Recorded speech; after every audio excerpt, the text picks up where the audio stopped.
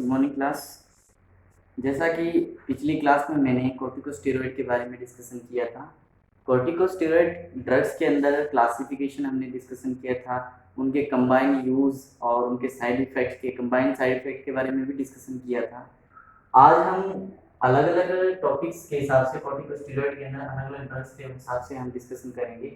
तो सबसे पहले मैं हाइड्रोकोर्टिसोन्स के बारे में डिस्कशन करूंगा, क्योंकि हाइड्रोकोर्टिसोन्स है जो प्राइमरी जो ग्लूकोकोर्टिकोइड्स हार्मोन्स होते हैं, जो एड्रिनल ग्लैंड होता है। आपने नाम सुना है एड्रिनल ग्लैंड का?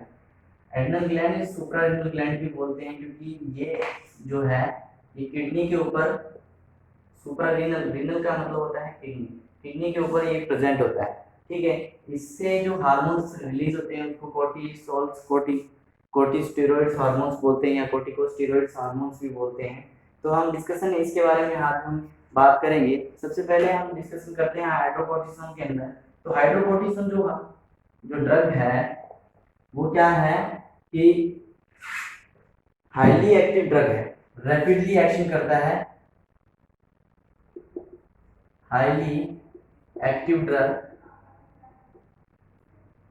रैपिडली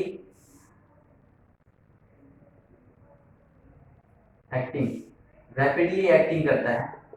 मतलब एकदम से जब हमने हाइड्रोकोर्टिसोन दिया, उसका जो एक्शन है वो कुछ ही सेकंड्स के अंदर हमको देखने को शो हो जाता है। तो रैपिडली एक्शन देखने को मिलता है, लेकिन ड्यूरेशन जो एक्शन है वो शॉर्ट होता है, शॉर्ट ड्यूरेशन ऑफ एक्शन। मतलब हमने ड्रग दे दिया, उसने जल्दी से एक्शन में आ गया और जल्दी से एक्शन करने लगा, लेकिन कितनी देर तक करेगा? थोड़े समय के लिए वो क्या करेगा? वर्क करेगा। क्योंकि हाइड्रोकोर्टिसोन्स है ये प्राइमरी ग्लाइकोप्रोटीकोइड्स है, ग्लूकोकोर्टिकोइड्स है, इसलिए इसको प्राइमरी ग्लूकोकोर्टिकोइड भी बोलते हैं। जो प्राइमरी ग्लूकोकोर्टिकोइड्स जो ड्रग्स होती हैं या हार्मोन्स बोल सकते हैं, उनको हाइड्रोकोर्टिसोन्स के रूप में भी देख सकते हैं। अब हम बात करते हैं इसके यूज के बारे में, क्योंकि हमने कंबाइन क्लास के अंदर जो कॉर्टिकोस्टेरॉइड की कंबाइन क्लास ली थी हमने, उसके अंदर हमने काफी सारे यूज के बारे में डिस्कशन किया था। शॉर्टली हम इसके यूज के बारे में, इसके जो मैकेनिज्म ऑफ एक्शंस है, पिछली क्लास के अंदर हमने डिस्कशन किया था हाइड्रोकोर्टिसोन्स के बारे में भी। ठीक है, तो हम बात कर लेते हैं इसके यूज के बारे में। तो यूज है शॉक की कंडीशंस। आपने शॉक का नाम सुना है? शॉक की कंडीशंस के अंदर यूज करते हैं। शॉक की कंडीशंस कैसे अकर होती है? शॉक की कंडीशन जब वाइटल्स ऑर्गन को इनसफिशिएंट ब्लड सप्लाई नहीं हो पाती है, तो वो वर्क करना बंद करने लग जाते हैं धीरे धीरे। उस कंडीशन को क्या बोला जाता है? शॉक बोला जाता है। और शॉक की कंडीशन के अंदर हाइड्रोकोर्टिसोन इज द बहुत इफेक्टिव ड्रग है, बहुत अच्छे रूप में इसको यूज लेते हैं। और दूसरा यूज हम बता सकते हैं कि जैसे अक्यूट अस्थमैटिकस, ठीक है, अस्थमा की कंडीशन में, अक्यूट अस्थमैटिकस मतलब जैसे उसका सीरीज है अस्थमा के, एकदम से अस्थमैटिकस हो गया है, तो उस कंडीशंस के अंदर भी हाइड्रोकोर्टिसोन से वेरी इफेक्टिव रहती है। थर्ड कंडीशन हो सकता है एड्रिनल इनसफिशिएंसी।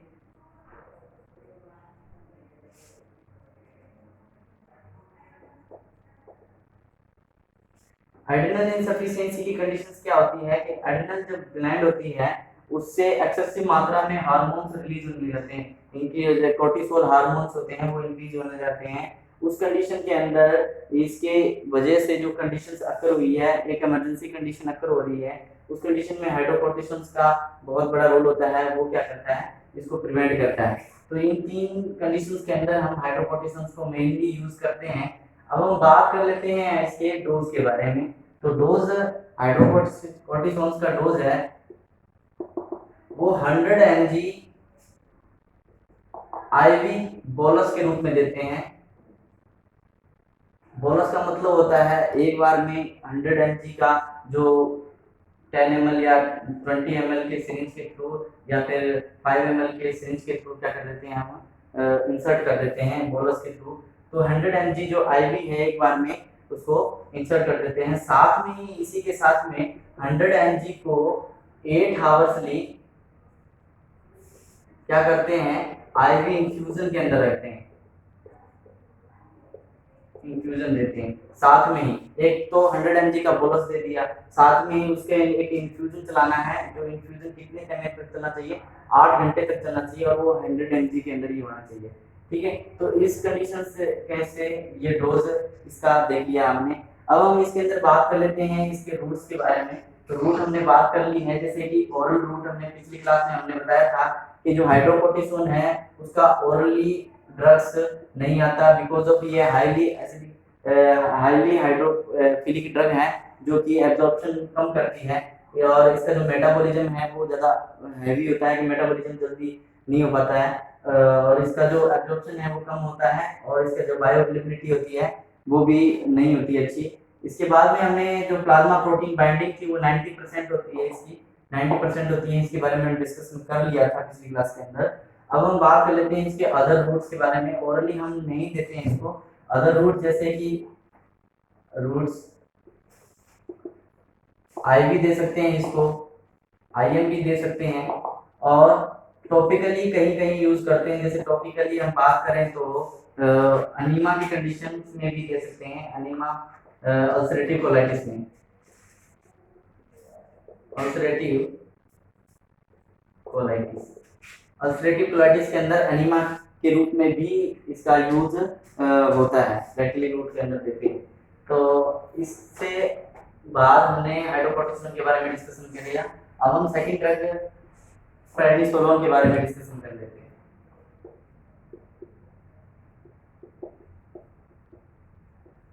जो प्रेडनिसोलोन है 4 टाइम मोर इफेक्टिव होता है, 4 टाइम मोर इफेक्टिव होता है किससे, हाइड्रोकोर्टिसोन से।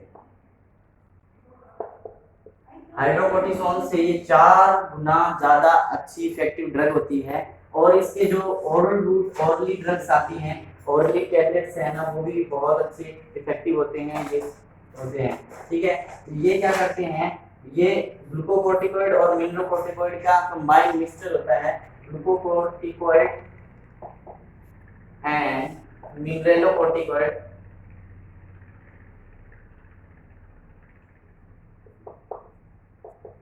कंबाइन होता है, कंबाइन सिंथेटिक होता है, सिंथेटिक इसका कंबाइन होता है। ठीक है, और हम बात करें अगर इसके बारे में थोड़ा सा और डीपली जाने की बात करें तो जो हाइड्रोकोर्टिसोन्स हैं वो क्या करते हैं, जो पिट्यूटरी से रिलीज होने वाले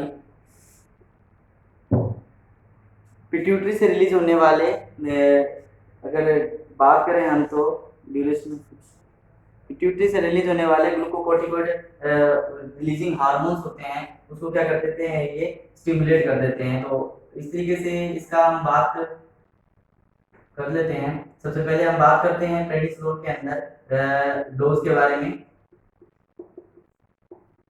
डोज इसका क्या होता है, डोज हमने देखा, डोज इसका है डोज इसका 5 to 60 mg पर डे देते हैं, ओरली टेबलेट्स आती हैं। ठीक है, और 10 to 40 mg क्या देते हैं, IM दे सकते हैं, रूट भी बता रहे हैं, साथ साथ में ओरली भी है, IM भी है, और इंट्रा आर्टिकुलर भी दे सकते हैं, इंट्रा आर्टिकुलर मतलब जॉइंट्स के अंदर देना होता है, जैसे रूमेटॉइड आर्थराइटिस इस कंडीशंस के अंदर भी दे सकते हैं। अब हम इसकी यूज के बारे में डिस्कशन कर लेते हैं, यूज कहाँ है इसको प्रेडिसोलोन को यूज करते हैं। सबसे पहले यूज के बारे में भी देख लेते हैं। यूजेस देखिए, अस्थमा की कंडीशन में, ब्रोंकियल अस्थमा की कंडीशन में भी दे सकते हैं। ठीक है, ब्रोंकियल अस्थमा ब्रोंकियल के अंदर भी दे सकते हैं। फिर हमने बात करी थी रूमेटॉइड आर्थराइटिस,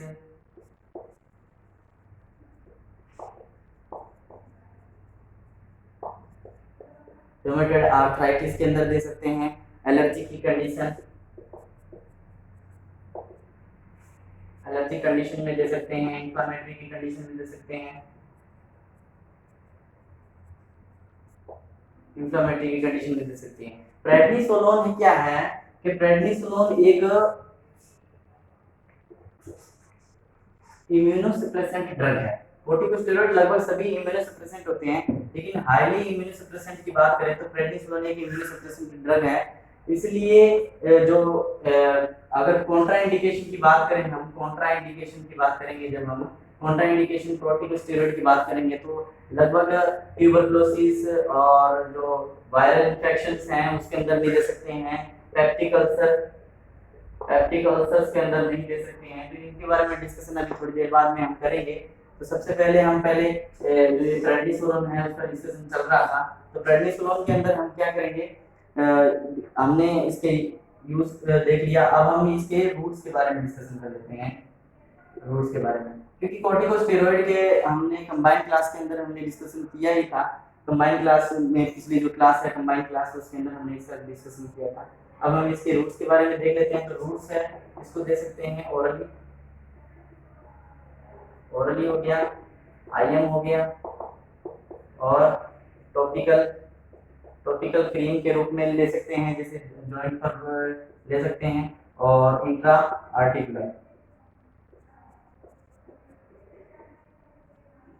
ठीक है, तो इसकी ये रूट्स हो गए। प्रेडनिसोलोन के बारे में डिस्कशन हमने किया। ठीक है, अब हम थर्ड की बात करते हैं जो मेन ड्रग्स के रूप में भी आते हैं। थर्ड वन आता है डेक्सामेथासोन।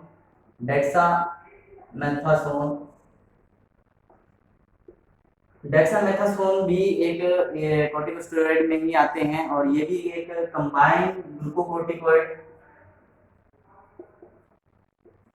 प्लस मिनरलोकोर्टिकोइड होते हैं।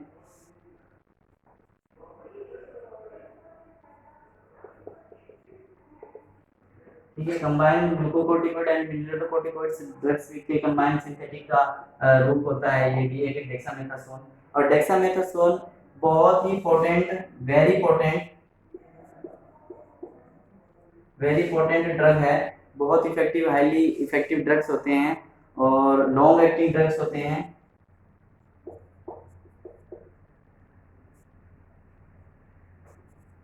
लॉन्ग एक्टिंग ड्रग होते हैं।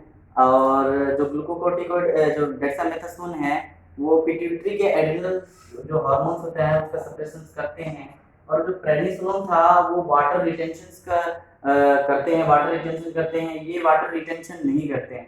तो ये क्या करते हैं, एड्रिनल जो हार्मोन है उसका सप्रेशन करते हैं। तो पिट्यूटरी ग्लैंड से एड्रिनल हार्मोन्स के रिलीजिंग हार्मोन्स रिलीज होते हैं, उसको क्या कर देते हैं, सप्रेस कर देते हैं। लेकिन जो ACTH हार्मोन्स हैं उसको सप्रेशन करते हैं।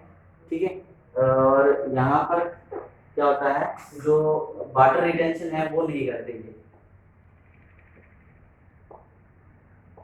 वाटर रिटेंशन नहीं करते हैं। वाटर रिटेंशन डेक्सामेथासोन नहीं करता है, प्रेडनिसोलोन वाटर का रिटेंशन करता है, सोडियम का एब्जॉर्प्शन बढ़ा देता है। तो ठीक है, इस तरीके से इसके बारे में थोड़ा डिस्कशन हुआ। उसके बारे में हम इसके यूज के बारे में डिस्कस कर लेते हैं। इसका इंट्रोडक्शन ये था।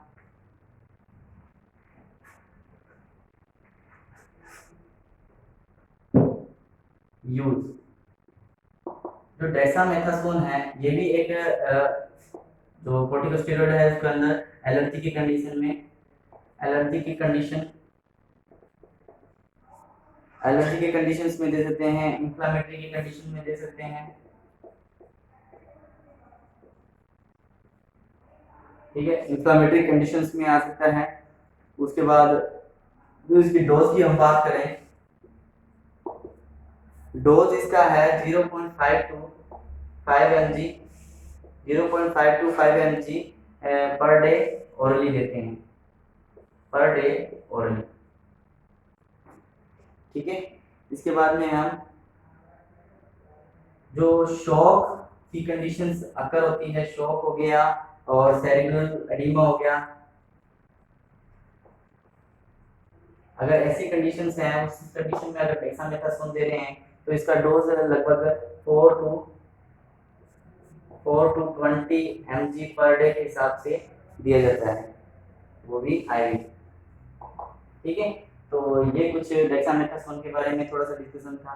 कंबाइंड क्लास में हमने बात करी थी इन ड्रग्स के अदर साइड इफेक्ट्स हो गए, यूज हो गया, मैकेनिज्म ऑफ एक्शन हो गए, इनके बारे में डिस्कशन किया था। तो बस मैं इनको सिर्फ आपके थोड़े से इनको इम्प्रूव करने के लिए, इनको देखने के लिए मैंने इसका क्लास, ये वाली क्लास देखी थी। इसके बाद में हम एक कंबाइंड ग्रुप के अंदर हम इसके कॉन्ट्रा इंडिकेशन की बात करते हैं।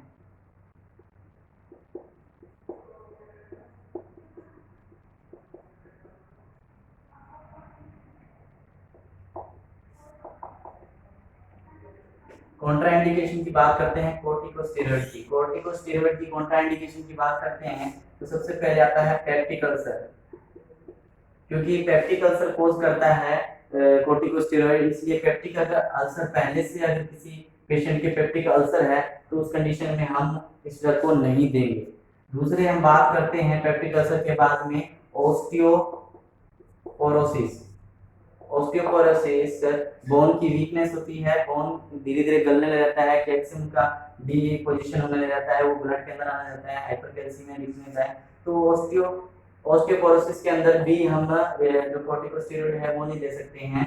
थर्ड आता है टीबी या फिर वायरल इन्फेक्शन या फंगल इन्फेक्शन है, उस कंडीशंस के अंदर भी नहीं देना चाहिए, क्योंकि ये इम्यूनिटी को लो करता है और ज़्यादा इन्फेक्शन होने के चांस बढ़ जाते हैं। अगर और हम डिस्कशन करें, अगर थोड़ा सा और इसके अंदर डीपली जाते हैं तो साइकोसिस पेशेंट्स, जैसे माइंडली थोड़ा सा डिस्टर्ब है, साइकोसिस पेशेंट्स के अंदर में ये नहीं देते हैं। अगर किसी को एपिलेप्सी या अगर सीजर वगैरह एपिलेप्सी वगैरह आती है, एपिलेप्सी वगैरह आती है तो उस कंडीशंस में भी ये ड्रग्स नहीं दे देते हैं।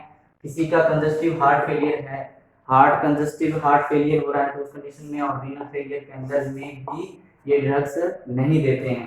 तो इसके जो कॉन्ट्राइंडिकेशंस थे, ये कुछ कॉन्ट्राइंडिकेशंस हैं जिसमें कॉर्टिकोस्टेरॉइड नहीं देते हैं। और इसी के साथ मैंने कॉर्टिकोस्टेरॉइड्स की क्लास को ओवर किया है। आई होप आपको कॉर्टिकोस्टेरॉइड्स ड्रग के बारे में डिस्कशन अच्छा लगा होगा। ठीक है, अगर किसी तरीके का डाउट है आपको तो कमेंट सेक्शन के अंदर हम मेरे से पूछ सकते हो, मैं ज़रूर इसका रिप्लाई करूँगा। Okay, thank you so much class.